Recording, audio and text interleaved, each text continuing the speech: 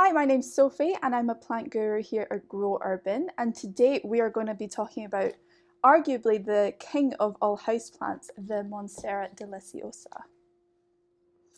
This 70s houseplant classic is so well known for its lovely attractive perforations in the leaves, and it is also a favourite because it is so easy to care for.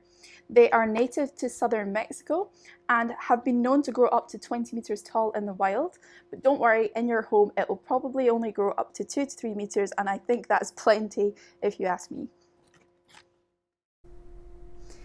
The fenestrations on Monstera leaves, the iconic cuts and the sides here, do actually have a use. So in the wild, what will happen is these will produce little holes and the sunlight can still get through to the lower leaves, and these lower leaves can photosynthesize. In your home, Monsteras like bright, indirect light. So in a south-facing room, you'll want it near the back because it won't like direct sun on its leaves. But if they are in really shady conditions, they will tolerate it, but they maybe won't grow as much, and you'll find that you won't get these lovely fenestrations as the plant needs more surface area to photosynthesize. For watering your Monstera, you want to make sure that the top 2 inches of soil have dried out. So as we've said before, you need to make sure you stick your finger in that compost. I can still feel some dampness, so it's not ready yet. But if it's bone dry on those top 2 inches, then it's time to water.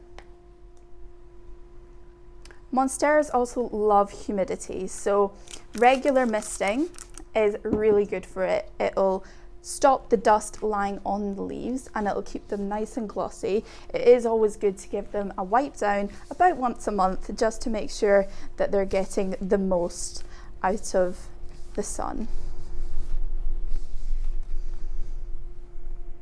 Monsteras are such fast growers, so you'll find that it likes to be repotted every year. You'll need to go for a pot size about 2 inches bigger. I wouldn't go any bigger than that as you might shock the plant. It is really important that you use a clean pot with holes in the bottom. This will allow for adequate drainage around the roots and stop the roots from rotting. Monsteras are epiphytic plants, which means that they use aerial roots to grow and support themselves onto tree trunks in the wild. Some people, as houseplants, they'll snip these aerial roots off because they're unsightly, but I wouldn't recommend that. I would recommend putting them to good use.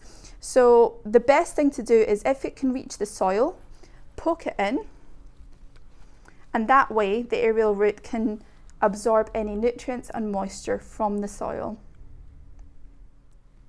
If your aerial roots are further up the stem, you might find that it would be really helpful to add in a moss pole.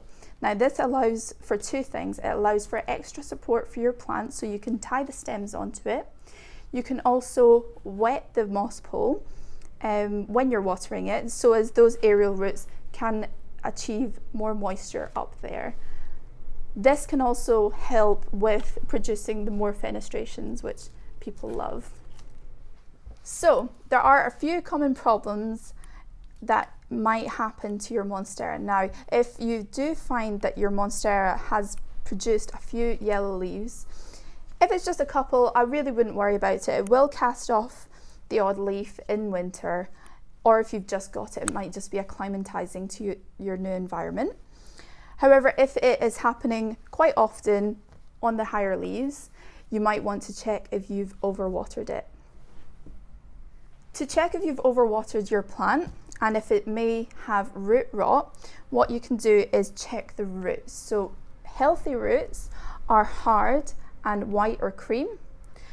Unhealthy and rotting roots are black, brown and mushy and maybe smell a little bit damp.